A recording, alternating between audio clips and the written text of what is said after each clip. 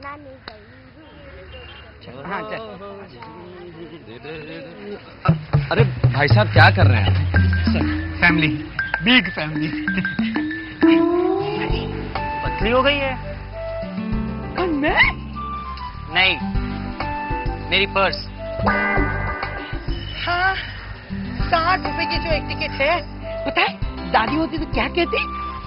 हमारे जमाने में 60 रुपए में पूरे 12 लोग फिल्म देख लेते पॉपकॉर्न के साथ, और वो भी भारत भूषण और सैगल जैसे हैंडसम हीरो की। हाँ?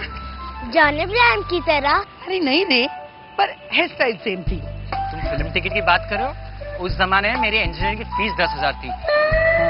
तनी के लिए पता नहीं 10 लाख भी कम पड़ेंगे। पापा पापा, मैं इंजीनियर नहीं बनूंगा, मैं स्पाइडरमैन की तरह बनूंगा। स्पाइडरमैन की तरह?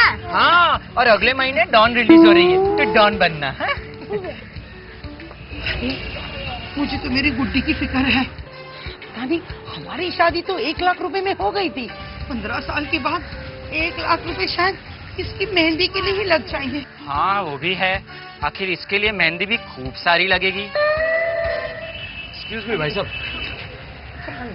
क्या आप लोग 15 साल बाद 1 लाख रुपए यूं ही चाहते हैं? हाँ तो आप एक काम कीजिए, हाँ। ये फिल्म मत देखिए। आपको नहीं देखना है तो मत देखो, मुझे तो देखने दो। चलो आगे चलो। हाँ ठीक है, 1 मिनट बस। आइए ना भाई साहब, मैं समझाता हूँ। आइए भाभी जी, आइए आइए। देखिए, जाओ जाओ, तुम लोग खेलो। अगर आप 60-60 रुपए की 4 टिकटें लेते हैं तो आपके 240 रुपए तो यूं ही खर्च हो गए, ठीक है? और फिर इंटरवल में समोसे और कोल्ड ड्रिंक का खर्चा, टोटल 300 तो हो गए। आई मीन भाभी जी और मुन्नी के। और इस तरह अगर आप महीने में 2 फिल्में देखते हैं तो आपका कुल खर्चा हो जाएगा 600 रुपए। अगर यही 600 रुपए आप हर महीने बचाते हैं 15 साल तक, तो आपके जमा हो गए 1,08,000 रुपए। हाँ हाँ। अगर यही छोटी सी रकम आप कहीं निवेश करते हैं, आई मीन इन्वेस्ट करते हैं, तो आप लोगों का फ्यूचर एकदम सेट हो जाएगा, पूरी तरह से सिक्योर। वो तो है, लेकिन इतनी छोटी रकम इन्वेस्ट करे कैसे? आई मीन ऐसा कौन है जो हमारी ये छोटी सी रकम संभालेगा? लगता है आप लोगों ने म्यूचुअल फंड्स का नाम नहीं सुना। नहीं। वो देखिए,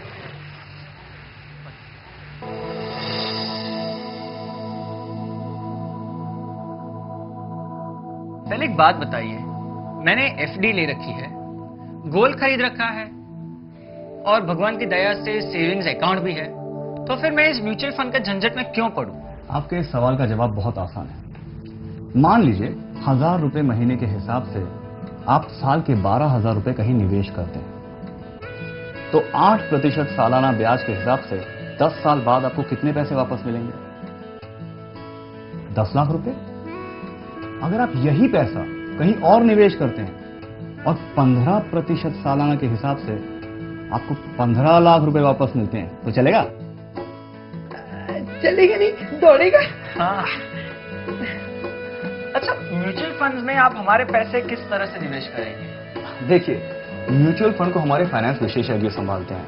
म्यूचुअल फंड में सिर्फ आप ही का नहीं, बहुत सारे लोगों का पैसा निवेश होता है, और ये बहुत सारे लोगों का पैसा निवेश होकर जब एक बड़ी रकम तैयार हो जाती है, तो उसे हमारे फाइनेंस विशेषज्ञ छोटे बड़े शेयर्स और डिबेंचर्स में इन्वेस्ट कर देते हैं।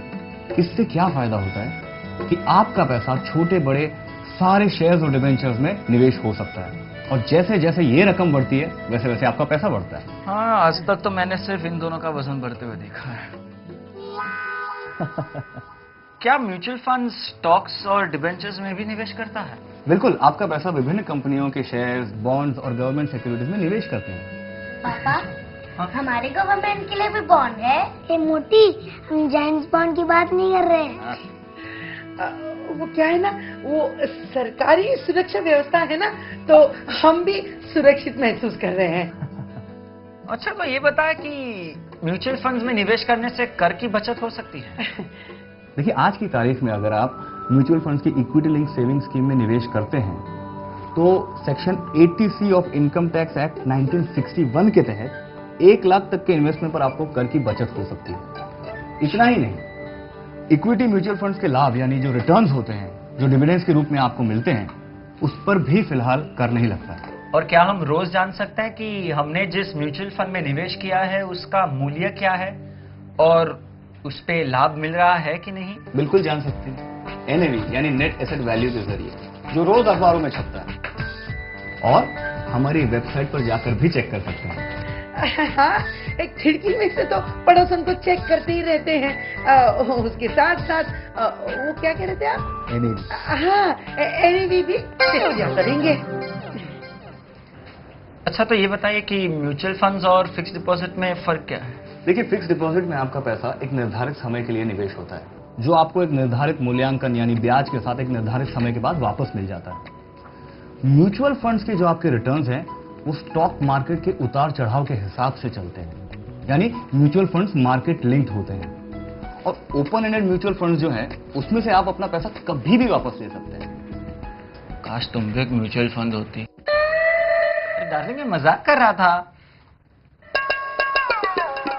लेकिन किस हद तक मुनाफा हो सकता है म्यूचुअल फंड में निवेश करने से? देखिए, अगर आप चाहें तो थोड़े समय के लिए भी म्यूचुअल फंड में निवेश कर सकते हैं, लेकिन विशेषज्ञों का यह मानना है कि लॉन्ग टर्म, लंबे समय यानी कम से कम 3 साल तक के लिए अगर आप निवेश करें तो बेहतर है। कई बार ऐसा देखा गया है कि थोड़े समय के लिए निवेश करके बहुत बड़ा मुनाफा हुआ है, लेकिन इसमें एक बात का ध्यान रखना बहुत जरूरी है कि हमेशा ऐसा नहीं होगा, क्योंकि मार्केट में उतार चढ़ाव तो होगा। इसलिए लंबे समय यानी कम से कम 3 साल तक के लिए निवेश करने की सबसे अच्छी जगह म्यूचुअल फंड है, क्योंकि म्यूचुअल फंड मार्केट लिंक्ड होते हैं और आपका पैसा निवेश करने का भार हमारे फाइनेंस विशेषज्ञ उठाते हैं। इस बार से तो कम ही होगा। पर सही म्यूचुअल फंड चुने कैसे? बहुत आसान है। म्यूचुअल फंड कंपनी के ऑफर डॉक्यूमेंट यानी प्रस्ताव पत्र को बहुत ध्यान से पढ़ें, कंपनी के पिछले रिकॉर्ड और स्कीम का लेखा जोखा चेक करें, फिर अपनी जोखिम उठाने की क्षमता को देखते हुए स्कीम की जोखिम रूपरेखा को चेक करें। स्कीम की पूरी जानकारी को समझें और देखें कि वो आपका पैसा कहां निवेश करने वाले हैं और उनका पिछला रिकॉर्ड कैसा है। और स्कीम में निवेश करने पर हमें क्या मिलता है? आपको यूनिट्स मिलती हैं और हर यूनिट का एक मूल्य होता है, जिसे नेट एसेट वैल्यू कहते हैं। मान लीजिए आपके यूनिट की NAV है 10 रुपए और आपने उस पर 100 रुपए निवेश किए हैं, तो आपकी निवेश के खर्चे को काट कर आपको लगभग 10 यूनिट मिलेंगे। और ये सिस्टमैटिक इन्वेस्टमेंट प्लान SIP वो क्या होता है? SIP सिस्टमैटिक इन्वेस्टमेंट प्लान यानी आपकी सुविधा के अनुसार किया गया सुनियोजित निवेश प्लान। ये बहुत ही आसान तरीका है। इसके जरिए आप छोटी सी रकम लंबे समय तक के लिए निवेश कर सकते हैं। SIP के 2 बहुत बड़े फायदे हैं। सबसे पहला ये कि आप छोटी सी रकम निवेश करते हैं तो आपके ऊपर ज्यादा भार नहीं आएगा, और दूसरा ये कि रेगुलर मंथली इन्वेस्टमेंट की वजह से आप शेयर बाजार के उतार चढ़ाव को संतुलित कर सकते हैं। यानी कि हर महीने आपको एक निश्चित रकम जमा करनी है और उसे लंबे समय तक के लिए निवेश करना है। यानी कि जब कीमत ज्यादा हो तो कम यूनिट्स और जब कीमत कम हो तो ज्यादा यूनिट। बिल्कुल सही कहा आपने। पर इस म्यूचुअल फंड में जोखिम कितना है? देखिए, जोखिम तो हर एक निवेश में होता है, लेकिन म्यूचुअल फंड में निवेश की गई आपकी छोटी सी रकम को अलग अलग कंपनियों में निवेश करके हमारी ये कोशिश रहती है कि आपका जोखिम कम हो जाए। यदि एक निवेश खराब भी निकल जाए तो आपकी बाकी निवेश की गई रकम पे कोई असर नहीं पड़ता। पापा, ये म्यूचुअल फंड तो हमारे स्टार बैट्समैन की तरह है, मिनिमम रिस्क लेके मैक्सिमम रन्स बनाता है। बहुत समझदार बेटा है आपका। बिल्कुल मुझ पे गया है। हाँ। लेकिन म्यूचुअल फंड्स में निवेश करें तो कैसे? किसी भी म्यूचुअल फंड के रजिस्टर्ड ब्रोकर या बैंक के पास चले जाइए, या फिर म्यूचुअल फंड की ऑफिसेज में इन्वेस्टर सर्विस सेंटर्स है, उनकी मदद ले लीजिए। जिस स्कीम में आपको निवेश करना है उसका एक एप्लीकेशन फॉर्म आता है, ये देखिए। इस एप्लीकेशन फॉर्म को भरिए और आप जितनी रकम निवेश करना चाहते हैं उतनी रकम का चेक या DD दे दीजिए। पापा, ये दीदी को दे दो, ये मुझे बहुत सताती है। नहीं। DD नहीं, DD मतलब डिमांड ड्राफ्ट। सुनियोजित निवेश प्लान यानी SIP में भुगतान कैसे करते हैं? आपको आगे की तारीख के चेक्स देने होंगे। और म्यूचुअल फंड्स में किस किस तरह की स्कीम होती है? देखिए, अलग अलग जरूरतों के लिए अलग अलग स्कीम्स हैं, जैसे कि children's plan, retirement plan, tax saving plan, ऐसी कई योजनाएं हैं। और जोखिम रूपरेखा को मद्देनजर रखते हुए भी कई स्कीम्स हैं। आप चाहें तो शेयर बाजार में भी निवेश कर सकते हैं। इसके लिए इक्विटी स्कीम्स या फिक्स डिपॉजिट स्कीम्स के जरिए आप सरकारी सुरक्षा व्यवस्था में भी निवेश कर सकते हैं। और हमें कैसे पता चलेगा कि म्यूचुअल फंड किन किन स्कीमों में निवेश कर रहा है? देखिए, म्यूचुअल फंड समय समय पर इसका खुलासा करते रहते हैं और इसकी जानकारी आप हमारी वेबसाइट पर जाकर, यानी कि म्यूचुअल फंड की वेबसाइट पर जाकर भी प्राप्त कर सकते हैं। यही नहीं, निवेशक होने के नाते आपके निवेश की पूरी जानकारी आपको लिखित रूप में भी मिलती रहेगी। जी, हम आपकी सारी बातें बिल्कुल समझ गए। हाँ, बिल्कुल समझ गए। हाउसफुल हो गया, लेकिन मेरी तो इस महीने की पहली फिल्म थी। खैर छोड़ो, आप लोग भी कुछ समझे कि नहीं? हर महीने एक फिल्म कम देखना। श्रीमती के लिए महंगी साड़ी अगले महीने खरीद लेना, और बेटे के लिए वो क्रिकेट सेट बाद में ले लेना यार। हाँ, बेटी के लिए छोटी छोटी कान की बालियां फिलहाल इमिटेशन से काम चला लो, सोने की बाद में बनवा लेना। और अपने लिए महंगे चश्मे सिंपल भी अच्छे लगते हैं, बाद में ले लेना। क्योंकि इस तरह हर महीने जो आप पैसे बचाओगे, तभी तो उनका हर सपना सच कर पाओगे।